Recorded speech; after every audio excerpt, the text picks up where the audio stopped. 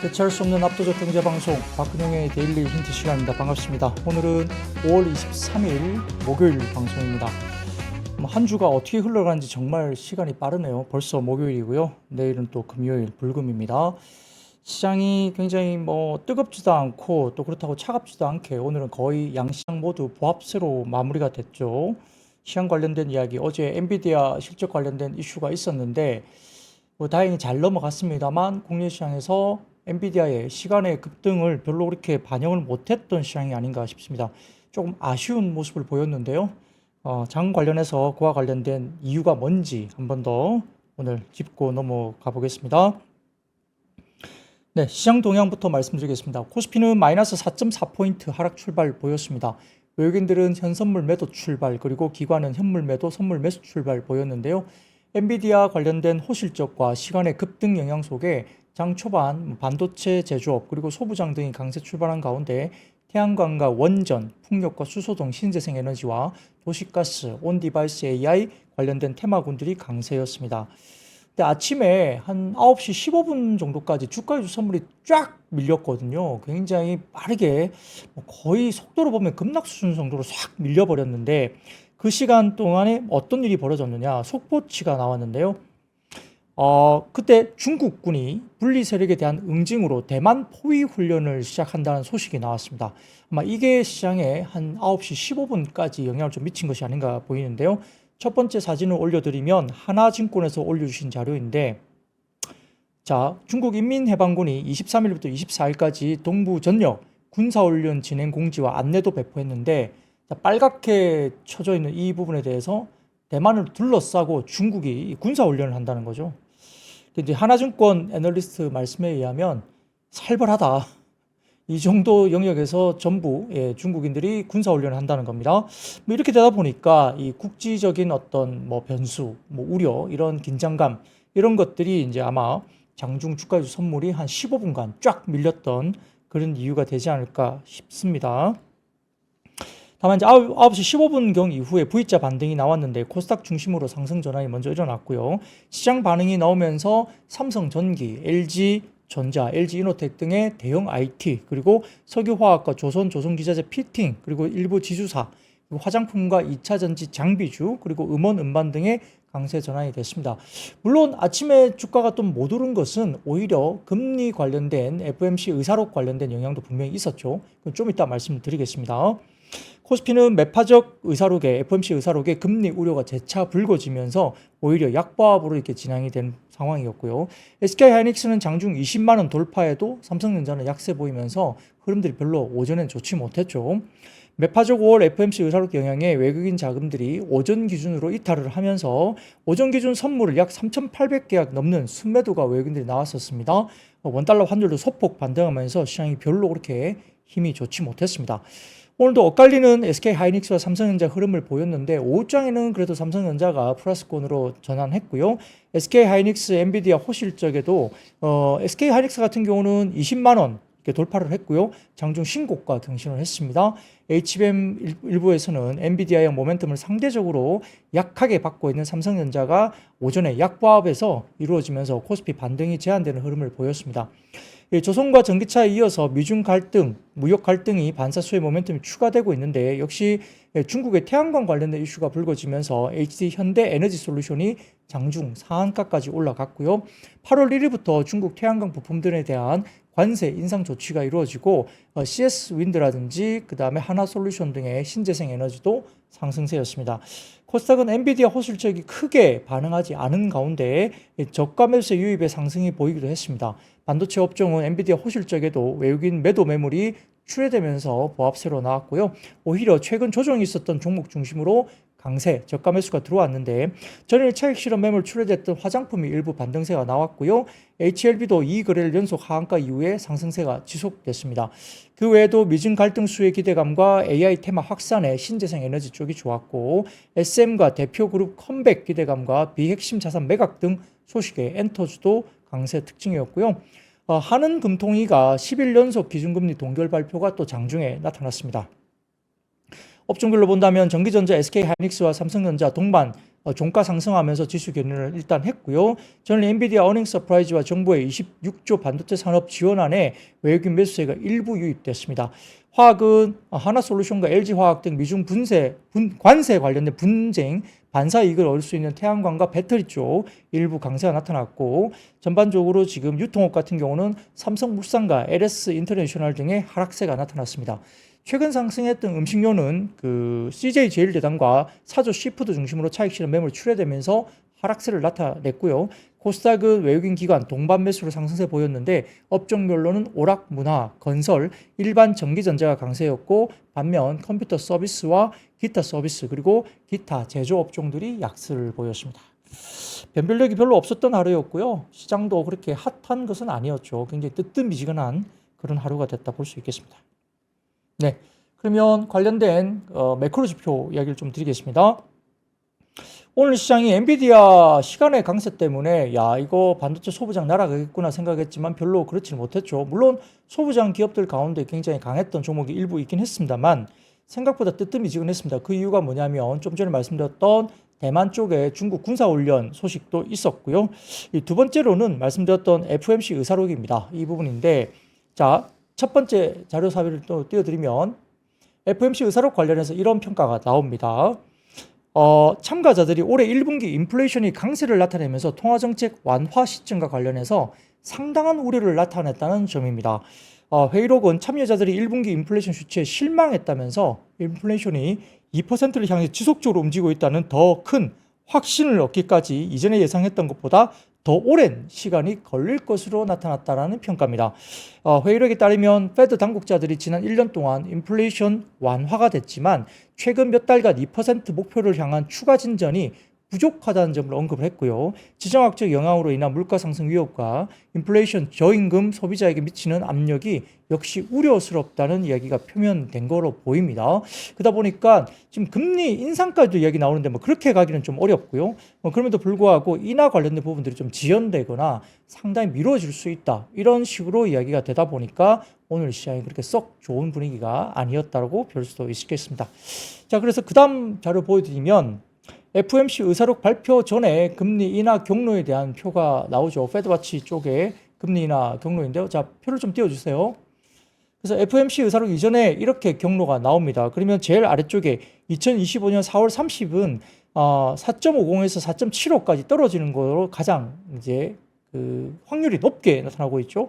근데 다음 표를 보여드리면 FOMC 의사록 발표 이후에 보시면은 25년 4월 30일 관련해서 좀 전에 4.50까지 떨어진다고 봤는데 지금 의사록 발표 이후에는 4.75에서 5.0 정도가 지금 가장 높은 확률로 나타나죠. 그러니까 금리 인하에 대한 기대가 조금은 후퇴했다고 볼 수 있겠습니다. 이런 식으로 FOMC 의사록 발표 이후에 금리 인하에 대한 추정이 조금 더 변동이 나타났다 이렇게 볼 수도 있겠죠. 자, 여기에 대해서 하나증권은 이런 이야기를 합니다. 5월 의사록에서 연준은 이미그레이션, 그러니까 아마 이민자에 대한 이 부분들이 역시 인플레이션을 완화시키고 경제가 생산성 붐을 일으키고 있다는 생각을 전체적으로 받아들이고 있다. 그러니까 지금 인플레를 낮추는 게 이민자 유입이 굉장히 큰 역할을 하고 있다는 것을 받아들이고 있다는 겁니다. 전망에 대한 불확실성을 인정함에도 불구하고 이민과 생산성 붐이 미치는 영향에 대한 많은 확신을 확인할 수 있었다. 그러니까 이민자가 들어오면서 임금이라든지 그다음에 노동 이런 것들을 굉장히 완화시켜주고 있다는 겁니다. 생산성, productivity라는 단어가 10번이나 언급됐고 대부분 여러, several이라는 단어 그리고 다수, many라는 단어가 참가자들이 생산성이 얼마나 호황을 누리고 지속 가능성이 있는지에 대한 관한 내용을 계속적으로 언급을 했다는 겁니다. 굉장히 단어가 굉장히 중요하다는 거죠. 반면 연준 직원들은 연준의 스태프들은 올해 실업률이 소폭 하락세로 돌아서고 이후에도 안정세를 유지할 것으로 예측했다는 평가를 받았습니다. 그러니까 하반기에 좀 안정화될 것이다 이렇게 본 거죠. 그래서 금리 인상 쪽으로는 지금 아닌 것 같고요. 더군다나 지금 페드가 굉장히 지금 긴축적이지 않은 게 아니지 않습니까? 근데 지금 대선을 앞두고 지금 굉장히 미국 정부가 돈을 풀고 있죠. 그게 문제라는 겁니다, 지금. 그러니까, 페드가 충분히 긴축적이지 않은 게 아니라 정부가 돈을 너무 많이 풀기 때문이라는 겁니다. 근데 어제는 그걸 좀 의식했는지 어제는 전략 비축유 풀었잖아요. 그래서 유가 안정을 시키려는 노력을 어제 보였습니다. 그래서 돈은 많이 풀면서 또 유가 안정을 시키기 위해서 또 전략 비축 풀고, 그러니까 이상한 행보를 보이는 거죠. 그래서 결국은 금리 인상 쪽으로 가는 것은 조금 지금은 아닌 것 같고요. 인하에 대한 기대가 어느 정도까지 유지가 될지 이게 관건이고, 역시 데이터 의존적인 패드가 어떻게 갈지는 역시 데이터를 좀 더 지켜봐야 될 것 같습니다. 자, YHP님, K-팝 관련 설명이 나왔나요? 말씀 주시는데 그건 좀 이따 제가 말씀드릴게요. 네, 좋습니다. 자, 첫 번째 섹터 넘어가겠습니다. 태양광 업체 관련된 주가가 급등이 나왔죠. 오늘 뭐 하나솔루션 뭐 여러 가지 관련된 종목들이 HD 현대 에너지 솔루션 그런 종목들도 올라왔는데요. 자, 미국 무역 대표부가 역시 이제 전기차, 반도체, 의료품을 포함한 중국 수입품에 대한 관세 인상 조치 일부가 8월 1일부터 발효된다고 발표가 됐습니다. 중국산 전기차에 대한 관세를 현재 25%에서 10%, 100%로 인상을 하고요. 배터리, 반도체, 태양전지, 일부 의료품에 대해서도 고율 관세 부과 방침을 밝힌 바가 있습니다. 또한 중국산 태양광 제품의 동남아시아 우회 수출을 막기 위해서 캄보디아, 말레이시아, 태국, 베트남에서 수입되는 태양광 모듈에 대한 관세 유예 조치도 종료하기로 했다고 이제 이미 말이 언급이 된 거죠. 따라서 이제 국내 업체를 중심으로 여기에 대한 반사 이익을 받을 수 있다는 분석이 나오고 있는 상황입니다. 지난밤 뉴욕 증시에서 퍼스트 솔라가 18.69% 급등, 솔라 에너지 테크놀로지도 8.97, 썬너는 7.94% 등 태양광 주가 업체들의 급등세가 나타났기 때문에 오늘 태양광 관련주들이 상당히 좋았다고 분석을 할 수 있는데요.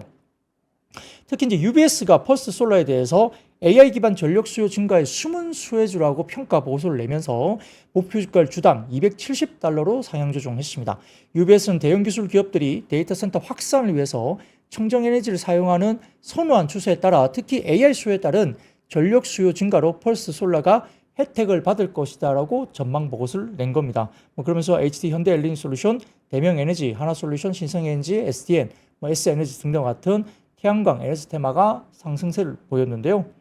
자, 그러면 그 다음 표를 보여드리겠습니다. 미래에셋증권에서 나온 이야기인데 역시 태양광에서 중국 태양광의 변곡점이 나오고 있다 이야기됩니다. 그래서 하반기에도 판가 회복이 쉽지는 않지만 점진적인 시그널, 아마 긍정적인 시그널로 개선이 되고 있다고 나오면서 역시 생산 단가가 낮은 기업들의 한계치까지 이미 중국 쪽에 이미 하락했다 이야기죠. 그래서 탑티어 미만 기업들의 재무적 부담이 심화되면서 2, 3분기 정도부터는 생산량 감소와 기업 통폐합의 가능성이 존재하기 때문에 하반기 정도부터는 역시 굉장히 긍정적인 흐름이 바닥을 찍고 올라올 수 있다라고 평가를 하는 것 같습니다.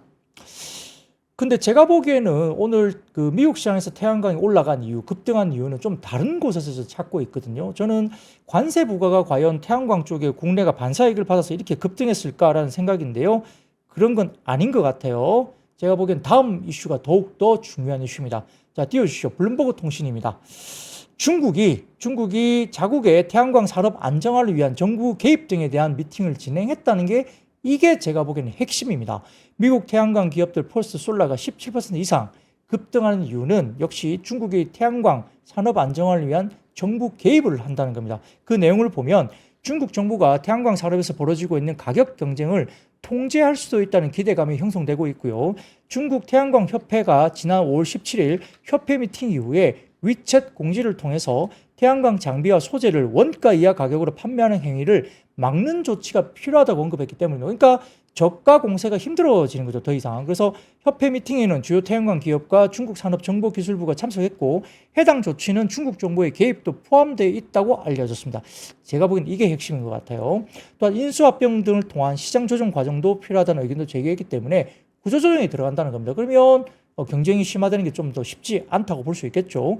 중국 시장 내 제품 가격 안정화가 글로벌 태양광 밸류체인 전반에 수혜로 이루어질 수 있다는 확신을 가졌기 때문에 아마 미국 쪽의 태양광 관련된 종목이 급등했고 오늘 국내도 마찬가지로 급등했다 볼 수 있습니다. 말씀드렸듯이 UBS 보고서를 통해서 빅테크 중심의 AI 데이터 센터 투자 흐름이 결국 태양광 등 신재생 기업의 구조적인 수혜가 될 수 있다는 보고서도 여기에 또 한몫을 했다 볼 수 있겠죠. 따라서 단순하게 관세 부과 하나로 국내 업체가 반사이익을 가진다 이렇게 나이브한 분석보다는 아마 이게 좀 더 방점을 찍는 이슈가 아닐까 싶습니다. 네, 태양광은 그렇게 설명을 드릴 수 있겠습니다. 네, 두 번째 이야기입니다. 예, 수소를 포함한 오늘 이야기가 SOFC, 이게 뭐냐면 고체 산화물 연료 전지입니다. 수소를 포함한 관련된 쪽인데요. 역시 가스라든지 뭐 천연가스, 제가 최근에 천연가스 관련된 기대감이 상당히 높아지고 있다. 제가 이틀 전인가요? 네, 방송을 통해서 꼭 말씀을 드렸었는데, 역시 SOFC 관련된 AI 데이터 센터 전력 공급 대안으로 이제 원전 한번 들어갔죠. 태양광 들어갔죠. 수소 들어가고, 그 다음에 고체 산화물 연료 전지까지 지금 확산되고 있습니다. 관련된 전력 공급 대안으로 이제 이야기가 되고 있는 것 같습니다. 최근에 미국의 수소 연료 전지 선도기업 블루에너지가 AI 데이터 센터 증설로 인한 에너지 수요 증가 수혜 전망 속에 급등세를 계속 나타내면서 실제 시장에서는 천연가스에서 수소를 추출해서 산소와 반응해서 전기를 생산하는 고효율 저탄소 신재생 분산 발전원인 고체 산화물 연료 전지 SOFC의 시선이 쏠리고 있다는 분석이 나오고 있습니다. 최근 언론에 따르면 AI 시대를 맞아서 전력 수요가 급증할 것이라는 전망은 계속 나오고 있죠. 여기에 따라서 원자력보다는 천연가스가 주목을 받고 있다. 오히려 더 주목을 해야 된다는 관측이 나오죠. 원전보다는 천연가스라는 이야기입니다.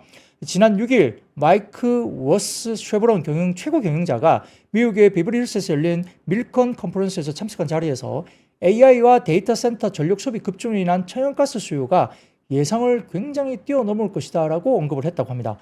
골드만삭스는 최근에 연구 보고서를 통해서 2030년 안으로 천연가스가 데이터 센터의 신규 전력 수요 중에 절반 이상인 천연가스가 60%를 아마 해결할 것이다.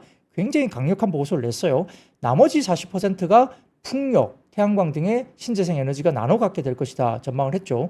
웰스파고도 지난달 발표한 연구 보고서를 통해서 AI와 데이터 센터 수요를 감안할 때 미국 전력 수요가 2030년까지 최대 20% 증가할 것으로 보고 있고, 이 중 상당 부분을 천연가스가 아마 대체할 것이다. 이렇게 전망을 한 것 같습니다. 그래서 범한 퓨어셀, 두산 퓨어셀, 한선 엔지니어링, LS 머티리얼즈, 금양 그린파워, 일지테크 등의 고체 산화물 연료전지 SOFC 관련된 종목, 그리고 수소 관련된 일부 종목들이 역시 좋았다 볼 수 있습니다. 예, 그래서 최근에 갑자기 천연가스까지 이제 각광을 받고 있는 거죠. 수소까지도요. 자, 그래서 다음 헤드라인을 좀 보여드리면, 하이드로젠 인사이트라는 이 플랫폼에서 관련된 이 헤드라인 뉴스입니다. 유진투자정보에서 올려주신 헤드라인 뉴스인데요. 수소주 관련된 부분인데, 역시 미국과 유럽 쪽의 수소 생산 인프라와 관련 기업 지원액이 300억 달러에 달한다는 이야기입니다. 그래서 올해부터 인프라 구축이 시작됐는데, 클린 수소 생산을 위한 수준의 설비가 수요가 급증하고 AI용 데이터 센터 확산 때문에 RE100 관련된 재생에너지와 가능성을 극복할 수소 연료 발전 수요가 증가한다. 근데 트럼프가 재선을 하더라도 수소 지원 지속 가능성은 굉장히 높게 보인다는 외신 보도가 나왔습니다. 이런 것들도 역시 영향을 받았다 볼 수 있겠고요.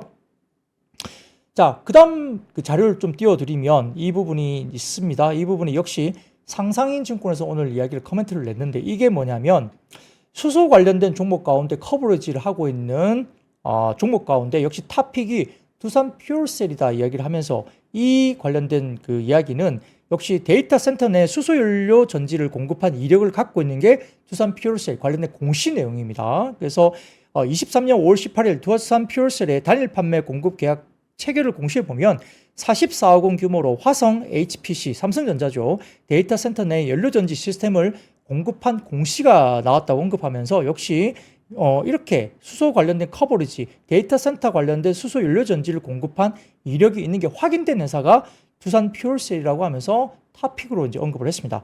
특히 아까 말씀드렸던 모건 스탠리도 AI 데이터 센터 구축으로 인한 상위 5대 에너지 주식 가운데 블룸 에너지가 제시됐고, 역시 관련 주가가 강세이기 때문에 수소 관련주가 관련주로서 역시 언급되고 있다라고 평가를 했습니다.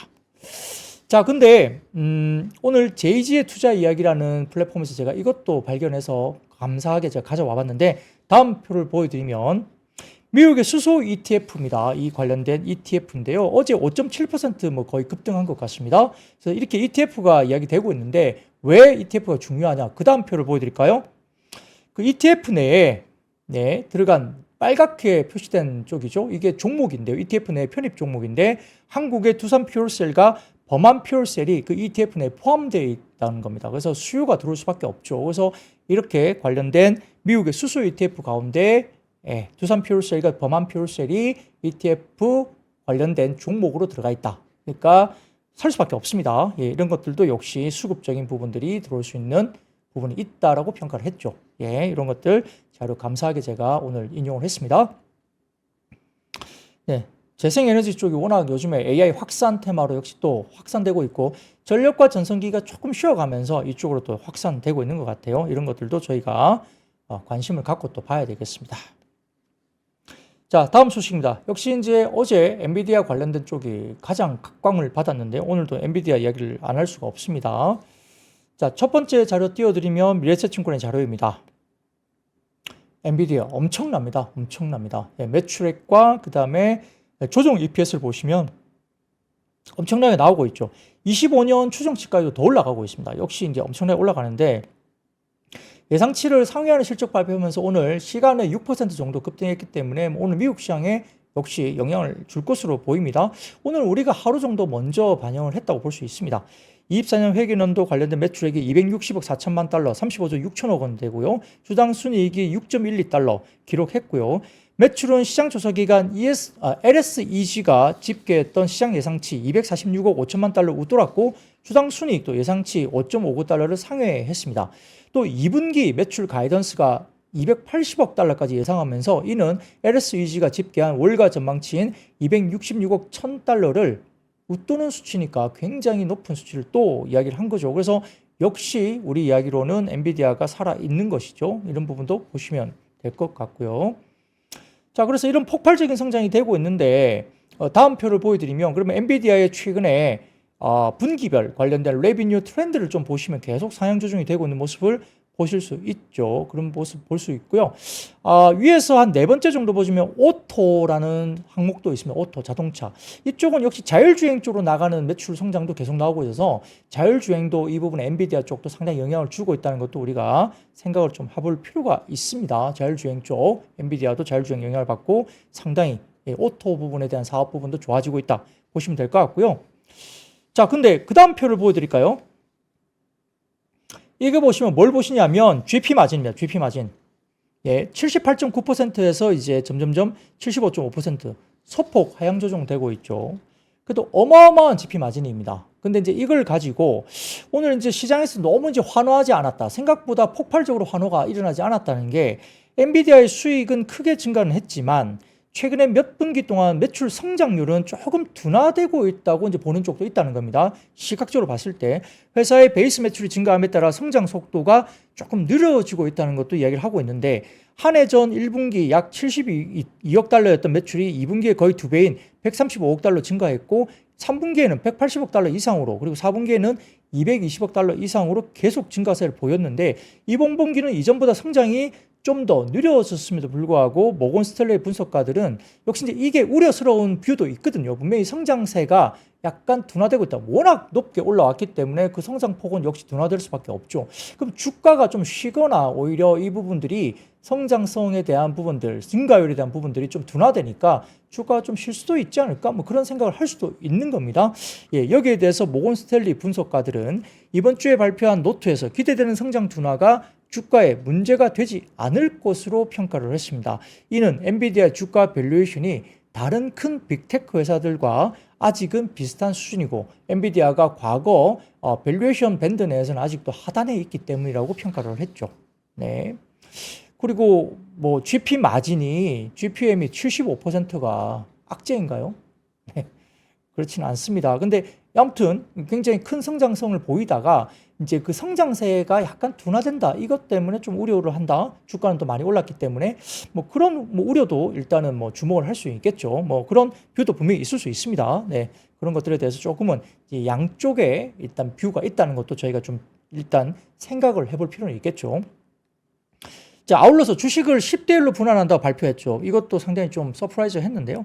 시간의 거래에서 엔비디아 주가 여기에 따라서 이제 6%가량 상승세 보이면서 $1,000 선을 돌파를 했습니다. 자, 근데 자, 주식을 10대 1로 분할하면 어떻게 될까? 이제 굉장히 좀 우리가 궁금하잖아요. 예, 엔비디아가 과연 주식 분할을 했는데 이게 호재일까? 예, 봐야 됩니다. 자, 그러면 그 다음 표를 하나 보여드릴게요. 뱅크 오브 아메리카 관련된 소스를 가져와 봤습니다. 이게 스탁을 분할했을 때 어떻게 나왔냐? 오히려 부스트 리턴스, 주가가 더 급등했다는 이야기입니다. 미국 시장에서. 그래서 S&P 500 관련된 성장률, 주가 상승률이고요. 스탁 스플릿, 그러니까 이제 주가 분할한 거죠. 했을 때 미국 시장에서 이렇게 굉장히 긍정적인 파란색이 주가 분할 업체이고요. 그 다음에 짙은 색깔이 결국 S&P 500의 성장률입니다. 이 보시면은 역시 S&P 500의 주가 상승률보다 회사를 분할한 회사들이 역사적으로 지금 미국 시장에서는 굉장히 아웃퍼폼을 더 했다는 점입니다. 그래서 엔비디아 쪽이 좀 더 긍정적이지 않을까 이런 생각을 해봅니다.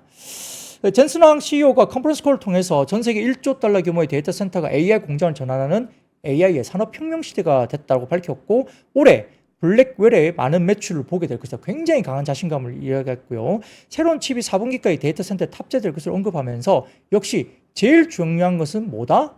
역시 수요 초과의 상황이 유지되는가 하는 부분입니다. 이 부분에 대해서 굉장히 이야기가 강하게 됐는데요. 모건 스탠리 애널리스트가 엔비디아 Q&A 세션에서 이렇게 이야기를 합니다. 호퍼 에어 포켓이 어떤가라고 이렇게 질문을 했다 그러죠. 그랬더니 엔비디아의 CEO 젠슨 황은 이렇게 이야기를 합니다. 호퍼 수요는 이번 분기 내내 증가할 것이고 H200과 블랙웰로 전환하는 사이에 수요가 공급을 넘는 상황은 지속 유지될 것이라고 이야기를 했습니다. 그렇게 이야기를 한 뒤에 엔비디아의 주가의 상승폭이 시간에서 더 많이 올라갔다는 겁니다. 그래서 역시 수요 초과가 강조가 되면서 굉장히 자신감을 이루어진다면서 반도체 섹터는 여전히 강세로 갈 수 있는 가능성이 굉장히 높지 않을까 이런 생각을 해봅니다. 그래서 엄청나게 지금 빠르게 올라가고 있는 모습 여전히 강조를 하고 있고요. 자, 여기에 대해서 블랙웰의 일정과 엄청나게 빨라지는 시장의 대응이라는 이야기를 BK 테크 인사이트라는 사이트에서 코멘트를 좀 주셨길래 제가 이걸 좀 더 인용을 좀 해봤습니다.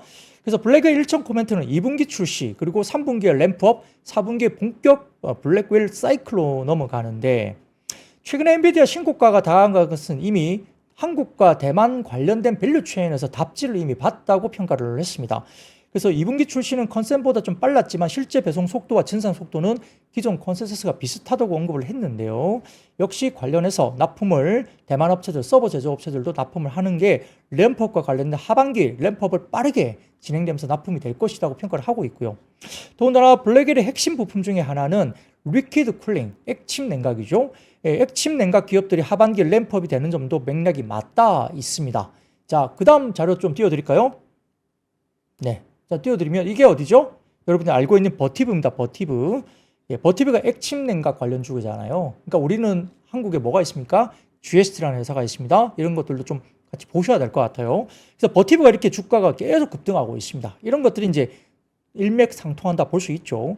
그래서 한국과 대만에서 증산이 확인될 때마다 엔비디아도 최근 700불 정도 조정 이후에 계속적으로 빠르게 주가 회복하면서 $1,000를 이제 넘어섰습니다. 그래서 액면 분할을 제외하면 한국과 대만에서 이미 답지를 어느 정도 보여줬다고 평가를 받는데, 자, 올해 하반기 블랙의 승리와 그 다음에 AI 램프업인데 AMD의 MI300은 H200과도 경쟁이 쉽지 않은데 블랙웰과는 더더욱더 쉽지 않은 경쟁을 해야 될 것으로 본다는 겁니다.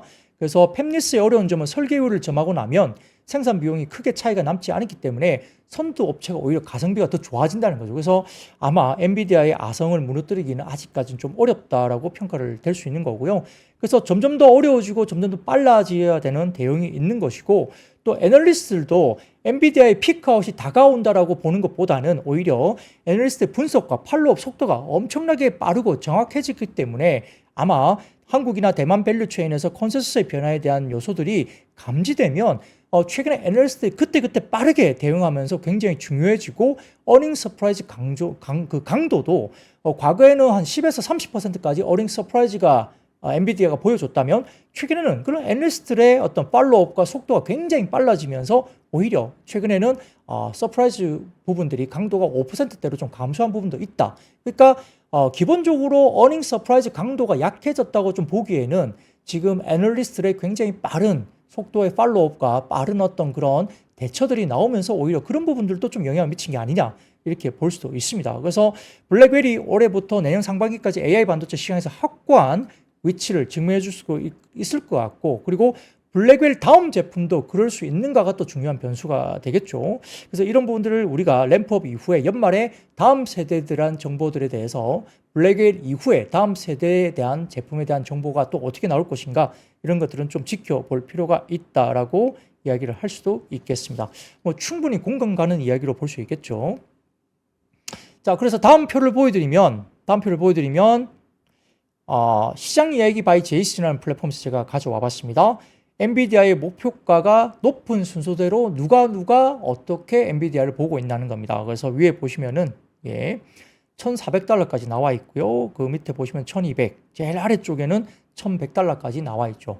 누가 높게 보나? 이렇게 우리가 평가를 좀 보시면 될 것 같아요.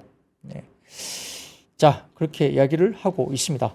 더군다나 그 다음 표를 보여드리겠습니다. 그 다음 표를 보여드리면 인베스팅 쪽에서 나온 헤드라인 뉴스인데요. 자, 아날로그 디바이스입니다. 이 부분에서 차기 분기 가이던스가 시장 컨센을 상회했고요. 아날로그 디바이스도 전 응용처의 수주 잔고도 늘고 있고 재고 조정이 마무리 국면이라고 또 언급을 하고 있습니다. 그러니까 이 IT 반도체 쪽의 재고 조정에 대한 아날로그 디바이스 쪽은 또 재고 조정도 마무리되고 있다. 이렇게 이야기를 하고 있기 때문에 강력한 수요를 이야기를 하고 있는 것 같습니다.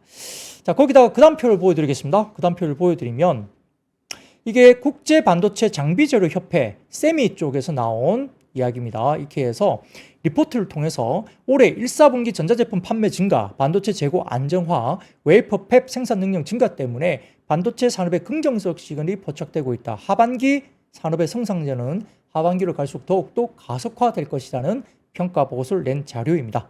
자, 이렇게 따라 반도체는 여전히 강하고 아마 주도 섹터가 될 가능성이 높다는 내외신의 어떤 이야기들이 계속 보고서가 쏟아지고 있고 이번 엔비디아 실적 발표 이후로 이렇게 평가를 받고 있다 볼 수도 있겠습니다.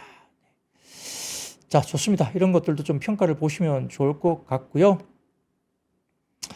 좀 전에 H님인가요? 네, 여러 가지 자료 관련해서 많이 도움이 되고 있습니다라고 감사합니다라고 말씀 주셔서 저도 너무 힘이 납니다. 이게 자료를 제가 많이 공유 드리는 것도 일부 또 보시는 분들은 조금 어렵다라는 말씀하시는 분도 일부 계시기도 합니다만 여러분들 이 정도는 좀 따라오시면 좋겠습니다. 네, 공부를 하기 위해서 또 이 정도까지 저도 이제 이 자료들을 이렇게 여러분들한테 제시해 드리는 게 굉장히 쉬운 일이 아닙니다. 이렇게 원고를 이 정도 매일매일 쓰는 것도 굉장히 저는 하드코어 작업을 하고 있는데 이 정도 자료를 또 제시해 드리는 이러한 방송이 있을까요? 네, 저는 없다고 봅니다. 그래서 여러분들 이 정도 자료를 팔로우업을 하시면서 조금 실시간 방송이 좀 어려우시더라도 3프로 앱에 신의 자료실 들어오셔가지고 좀 다운로드 받으셔서 이런 자료를 다시 한번 복귀하면서 좀 스터디를 하시는 것도 필요하고요.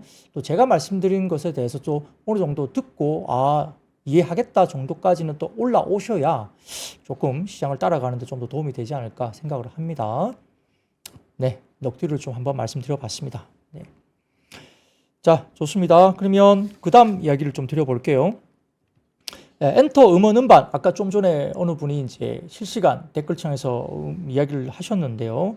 자, 그 이야기를 좀 드려보겠습니다. 자, 키움증권에서 보고서를 통해서 하반기 실적 기대감이 크다 이야기를 했는데, 자, 1분기가 조금 좋지 못했죠. 좀 아쉬운 부분이 있었고요. 그리고 최근에 하이브 관련된 어도어와의 약간의 분쟁, 이런 것들도 좀 아쉬운 부분이 분명히 있는 분위기입니다. 근데 하반기 실적 기대감은 크다고 이야기를 하고 있고, 또 주요 아티스트들이 2분기부터 본격적으로 컴백하는 일정이 나오고 있습니다. 비수기 1분기보다 역시 좋아질 수밖에 없는 환경인데요. 개선 트렌드가 명확하다. 그리고 작년 월드 투어를 감안한다면 올해 업사이드 발생폭은 아주 크지는 않을 수는 있겠지만 산업의 안정성 제고는 확실하다고 이렇게 밝히고 있습니다. 키움증권 보고서 내용이죠. 그렇습니다.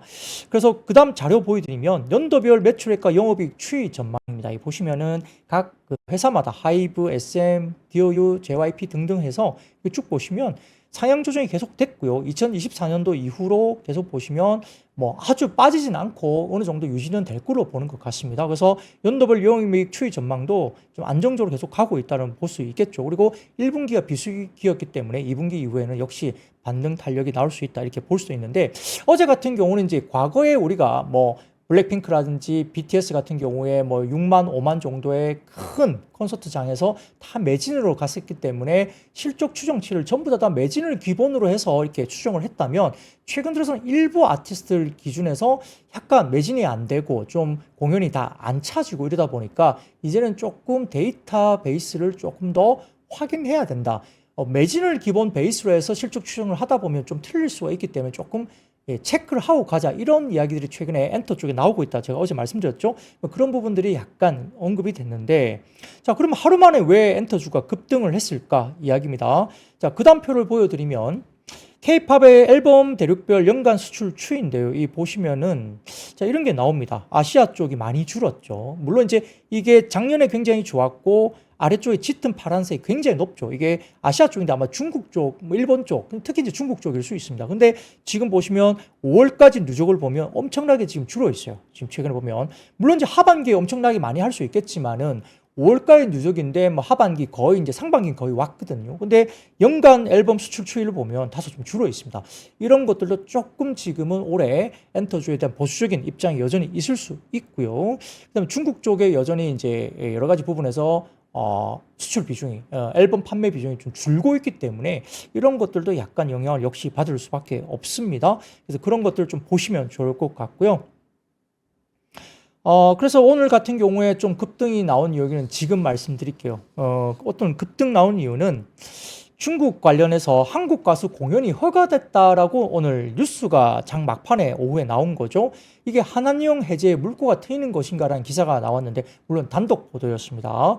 자, 부산을 배경으로 활동하는 인디밴드 세이숨이라는 인디밴드가 있는데 7월 베이징 공연이 승인됐다고 합니다. 이게 아마 2015년 이후로 처음 아닌가요? 거의 제 기억으로는 그렇습니다. K-팝 스타의 중국 공연이 본격 재개될 수 있다는 기대감이 이제 나올 수 있다. 이런 것들이 오늘 막판에 국내 엔터주들이 급등한 이야기인데요.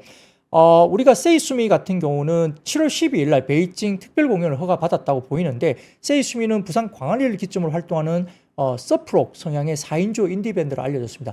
저는 아직 음악을 못 들어봐서 너무 죄송합니다만 기대감이 큽니다. 2019년 한국 대중음악상 최우수 모던독 앨범과 노래 부분을 모두 수상했던 밴드로 알려져 있고요. 평단의 찬사를 받았던 실력파 밴드로 알려져 있습니다. 제가 세이수미 오늘 꼭 한번 찾아서 들어보겠는데 굉장히 지금 잘 됐으면 좋겠어요.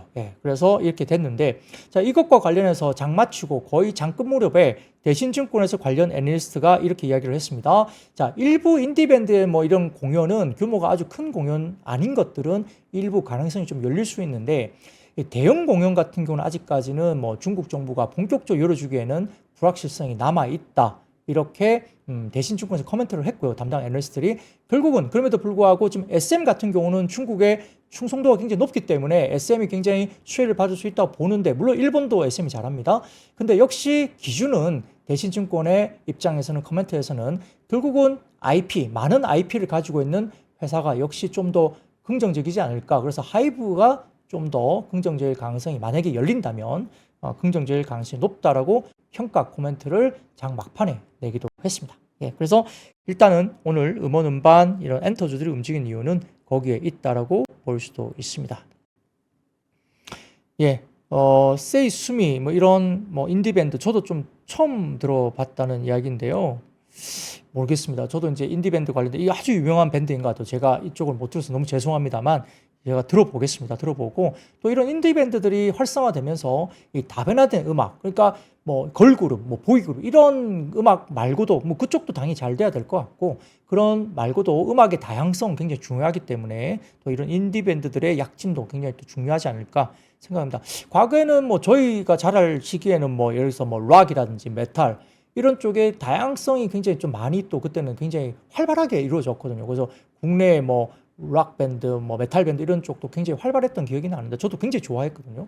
지금도 좋아합니다. 저도 락 음악을 굉장히 좋아하고 메탈 지금도 듣고 있어요. 해외 메탈 과거 전통 메탈 듣고 있는데 뭐 저희들이 좀 그런 다양성 면에서는 조금 최근에 조금 아쉬운 부분은 분명히 있다. 그리고 뭐 발라드 이런 쪽도 마찬가지죠. 조금 아쉬운 부분이 있다 보입니다. 그런 부분들 한번 뇌피셜로 한번 이야기를 해봤습니다. 자, 다음 이슈입니다. 자, 오늘 관련된 역시 원전 관련 이슈도 역시 신재생 에너지 관련해갖고 같이 좀 주목을 받았는데요. 체코 쪽 그리고 아랍에미레이트 쪽에 여러 가지 원전 수주 기대감이 있었던 것 같습니다. 최근 언론에 따르면은 지금 아랍에미레이트 대통령이 28일부터 29일까지 한국을 국빈 방문할 것으로 알려졌고요. 경제투자, 에너지, 국방, 방산, 첨단 기술을 포함한 다양한 분야에서 양국 간의 특별 전략적 동반자 관계 심화 방안을 논의할 것으로 알려졌습니다. 특히 이제 지난 1월에 아마레비레이트를 이제 방문하면서 결국은 300억 투자 관련된 우리가 투자를 약속받았지 않습니까? 그래서 이게 관련해서 이번에 모하메드 대통령이 300억 달러 약 41조 원 정도 투자에 대한 구체적 내용이 좀 나오지 않겠나 이런 이야기가 관측이 되면서 좀 긍정적인 영향을 받았고요. 30조 원 규모의 체코 원전 수주에 대한 기대감도 여전히 있습니다. 체코 정부는 두코바니와 태블린 지역에 1200메가와트의 규모 원전을 최대 4기 건설하는 사업을 추진하고 있고요. 수주 결과는 늦어도 7월까지는 정해질 것으로 전망되고 있는데 만약에 한국이 수주를 한다면 다른 유럽 국가도 수출을 확대할 수 있는 교두보가 마련되는 전기로 볼 수 있다는 평가를 받고 있는 것 같습니다.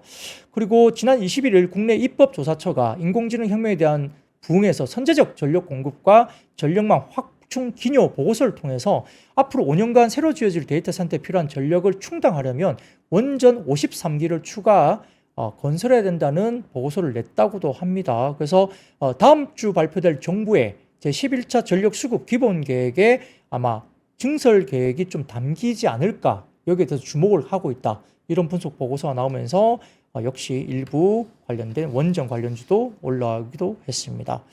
자, 다음 사진 하나 띄워드리면 핵 융합에 쏟아지는 또 투자액이라는 겁니다. 미국의 핵융합 산업협회에서 나오는 건데요. 48억 달러 정도 22년도 투자가 됐다면 23년도는 62억 달러까지 투자가 또 올라가고 있는 모습이 보입니다.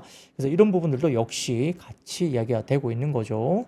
자, 이런 것들도 역시 신재생 쪽으로 역시 굉장히 많은 투자가 이루어지고 있다는 것도 우리가 볼 수도 있겠습니다. 네, 다음 이슈입니다. 최근에 구리 가격이 좀 올라와서 전선과 변압기 쪽이 상당히 좋았었는데 오늘 오전에 변압기라든지 전선주도 상당히 좀 마이너스권으로 이야기됐지만 그래도 올라오는 모습이 보이기도 했습니다. 근데 일부 관련주들이 조금은 이제 조금 많이 빠졌는데요. 특히 비철금속 쪽이 하락세가 컸죠. 중소형주 가운데 비철금속도 꽤 하락세가 꽤 큰 걸로 보였습니다만 자, 구리 가격 반락에 의해서 이제 일부 비철금속 관련된 이야기가 나왔습니다. 자, 런던 금속 거래소에서 구리 선물 가격이 톤당 1,400달러를 기록하면서 4% 정도 하락했습니다. 뉴욕 상품 거래소에서 구리 선물 7월 인도분 가격도 5.04% 하락하면서 파운드당 4.84달러의 거래를 마감했죠. 그 4~5% 정도 구리가 빠진 거죠. 그러니까 이제 관련된 비철금속 중소형주가 오늘 급락세가 나타나는 모습이 보이는데 연일 사상 최고치를 기록했던 구리 가격에 약간 거품이 끼어있다는 경고가 나오고 있다. 최근에 제가 약간 투기성 관련된 투자 포지션이 거의 최고치에 달했다 이런 이야기도 한번 드린 적이 있죠. 그래서 구리 생산량이 줄고 소비는 늘어날 것은 전망이 가격을 급등시켰지만 실제 지표는 차이가 있다는 분석이 일부 나왔다고 합니다. 상하이 선물 거래소에 따르면 17일 기준 구리 재고가 29만 1,020톤으로 집계됐다고 합니다. 지난해 같은 기간 14만 9,483톤보다 2배가량으로 중국의 재고가 엄청나게 구리가 늘어났다는 거예요. 구리 재고는 지난달 26일부터 3주 연속 증가하는 추세로 전해지고 있기 때문에 NH투자증권에서는 이걸 가지고 현재 투기적 매수세에 가세한 상황이기 때문에 단기적인 투자 의견을 중립으로 하향 조정까지 했습니다. 그러다 보니까 구리 관련된 부분들이 좀 우려스러운데 자, 그 다음 표를 보여드릴게요. NH투자증권의 자료입니다. 여기 보시면은 오른쪽 보시면은 위주에 회색 부분 보시면은 비상업 순 포지션입니다. 이게 보시면은 투기적이죠. 비상업이니까 투기적 포지션이 거의 극단적으로 최대치까지 올라왔죠. 그리고 아래쪽 보시면 구리 재고입니다. 그리고 짙은 푸른색 보시면 중국제 구리 재고가 엄청나게 치솟고 있습니다. 그러다 보니까 실제 가격과 좀 괴리가 있다고 이야기를 하는 것 같습니다. 그리고 그 다음 표를 보여드리면 최근에 구리 가격 단기 조정 원인이 중국에도 있는데 중국에서 구리 가격 상승에 대한 가격 저항이 있었던 것 같다는 분석 자료가 나오고 있습니다. 이만큼 중국 쪽의 이슈가 재고란 부분이나 중국 쪽에 대한 구리 가격 저항 이런 것들도 얘기가 되고 있습니다. 자, 그 외에 테슬라 관련된 2차 전지 관련 쪽 이야기는 오늘 3프로 앱에서 한번 확인을 해보시면 좋을 것 같습니다. 오늘 준비한 자료는 여기까지입니다. 여러분들 여러 가지 부분에서 내일도 밝게 찾아뵙겠습니다. 여러분 아시죠? I see you. 박근영, 이선영, 사경인, 염승환 투자 마스터들의 세심한 케어로 건강한 투자 습관을 만드세요. 3프로 멤버십 3프로 앱에서 확인하세요.